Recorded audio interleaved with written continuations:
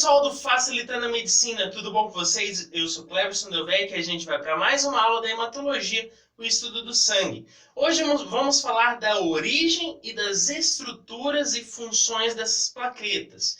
Então, se eu te ajudar de alguma forma, deixe seu joinha e se inscreve aí no canal.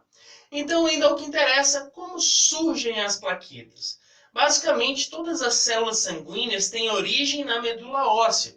A medula óssea vermelha. Por quê? Porque lá na medula óssea eu encontro as células pluripotentes. Essas células pluripotentes, que vamos ter uma aula só da origem dessas células sanguíneas, mas hoje vamos enfocar o surgimento das plaquetas. Então, tem a célula pluripotente. Ela pode dar origem a duas células inicialmente. A célula mieloide comum e a célula linfóide comum.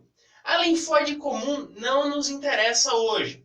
Interessa a mieloide comum porque ela vai dar origem, por seguinte, às nossas plaquetas. Então, tem a célula pluripotente. Essa célula pluripotente vai dar origem à célula mieloide comum. Posteriormente, à minha mieloide comum, eu vou dar origem à minha megacardioblasto. Esta megacardioblasto ele vai dar origem a megacariócito. E o megacariócito pode ser megacariócito basófilo e megacariócito acidófilo. E posteriormente eu vou ter o surgimento da minha plaqueta. Então são vários processos. Nós vamos dar enfoque em cada um desses passos mais à frente. Aí você se pergunta, mas como assim? Como que uma célula pluripotente vai dar origem à plaqueta especificamente? Ela pode dar origem ao que ela quiser. Como que ela vai dar origem exatamente a isso? Os especialistas dizem que o que vai levar essa pluripotente a levar ao surgimento de uma célula específica, como as plaquetas, vai ser o microambiente. O microambiente dessa célula vai determinar o que ela vai produzir. Além de ter alguns influenciadores de crescimento, como a interleucina 3 e a trombopoietina. Então, a gente falou o quê? Temos a célula pluripotente, ela vai dar origem à célula mieloide comum. A mieloide comum dará origem ao megacardioblasto. O megacardioblasto vai dar origem ao megacariócito basófilo. O megacariócito basófilo dará origem ao megacariócito acidófilo. E, posteriormente, eu tenho a origem de quem? Da minha plaqueta. A plaqueta que pode ser chamada também de trombócito. Então, vamos começar falando um pouquinho sobre o megacardioblasto. Esse megacardioblasto é uma supercélula, é uma célula gigante, cerca ali dos seus 20 e 50 micrômetros. É uma célula bem grande realmente. E ela apresenta o seu núcleo grande, desenvolvido e ovalado. A gente vai ver uma imagem mais à frente. E outra coisa é que essa célula pode ter um formato riniforme. Outro ponto também é que ele tem o seu retículo endoplasmático bem desenvolvido. E isso vai ter origem, claramente, destacado do folheto do núcleo. Ou seja, ao redor desse núcleo, eu vou ter a presença desse retículo endoplasmático bem desenvolvido. Além disso, ela vai ser uma célula poliploide. O que seria isso? Ela apresenta 30 vezes mais cromossomos do que uma célula normal, um outro tipo de célula. Além disso, ela apresenta dentro de si o seu citoplasma basófilo. É uma característica típica desse tipo de célula. Então vamos dar uma olhada nesse megacardioblasto. O que a gente pode ver? É realmente uma célula bem grande, com o seu núcleo enorme, que toma quase todo o tamanho da célula. Um núcleo bem desenvolvido e ovalado. Então, posterior ao meu megacardioblasto, eu vou ter o quê? O meu megacariócito. O megacariócito ele já vai ser maior ainda que o megacardioblasto. O megacariócito vai ter um tamanho entre seus 35 e 100 micrômetros. 100 micrômetros é um tamanho bem exagerado.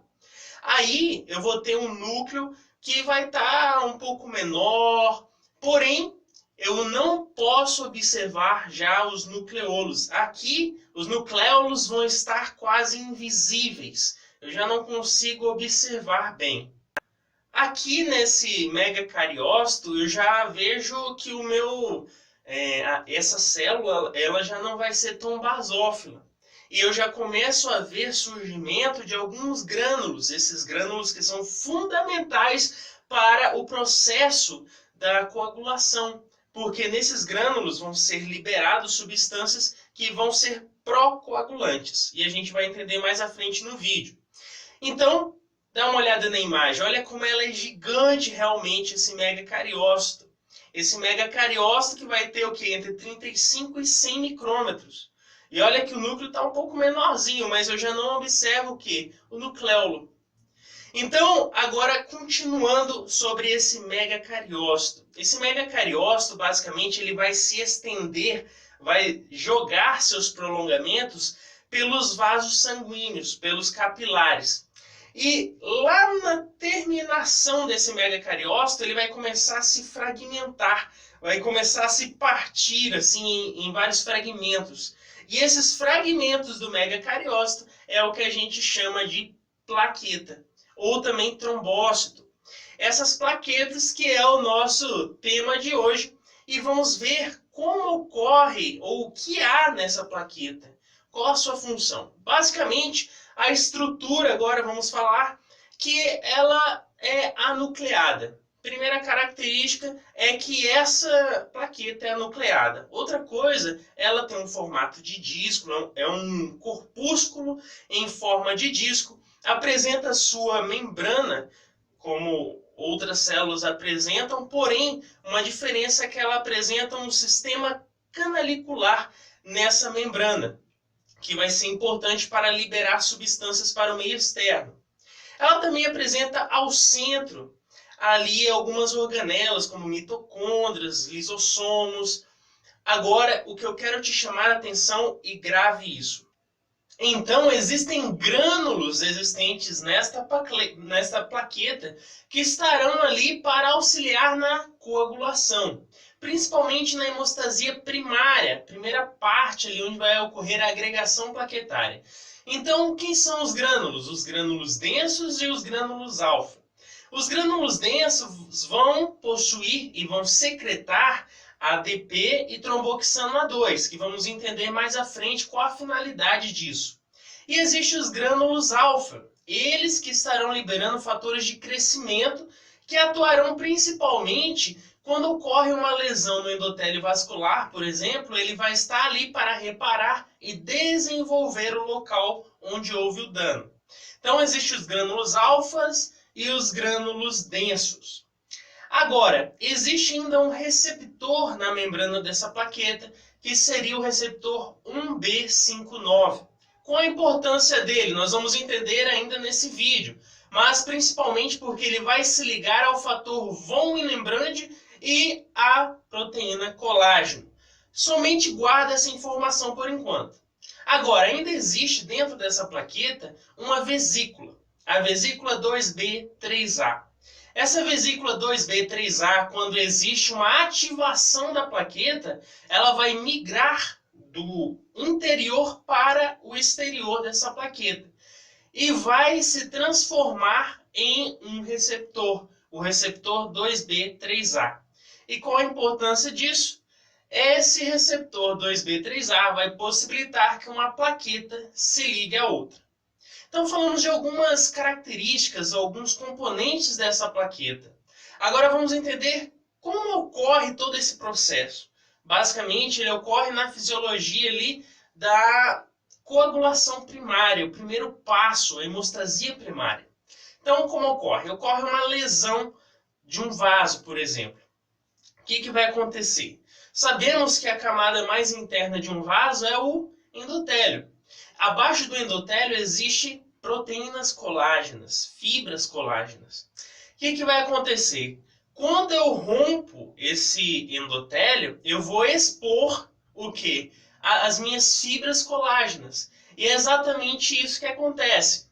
Essa plaqueta, ela vai se ligar pelo receptor 1B59 ao fator von Willebrand e as proteínas colágenas que estão abaixo do endotélio. Ou seja, rompeu o endotélio do vaso, eu vou expor essas fibras colágenas e aí vem a nossa plaqueta e se liga a essas proteínas colágenas e ao fator von Willebrand.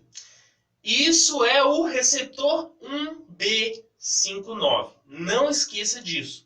Ao se ligar esse receptor a essas proteínas colágenas e ao fator von Willebrand, o que vai acontecer? Eu vou ativar essa plaqueta. Ao ativar essa plaqueta, o que vai acontecer? Eu vou fazer a secreção dos grânulos densos. O que tem nos grânulos densos? Eu vou secretar ADP e tromboxana 2. Lembra que o grânulo denso tem ADP e tromboxana 2? Pois é, ele vai liberar essa substância e essa substância vai ter um papel fundamental porque ele vai chegar a outras plaquetas e vai ativar essas plaquetas também. Então, olha só que interessante, os grânulos densos liberam substâncias que ativam outras plaquetas. E ao ativar essas plaquetas, vai acontecer um fenômeno. Qual vai ser o fenômeno? Lembra que eu falei que existe uma vesícula dentro da plaqueta, a 2B3A? Pois é, ela vai migrar para a membrana e vai se transformar em um receptor.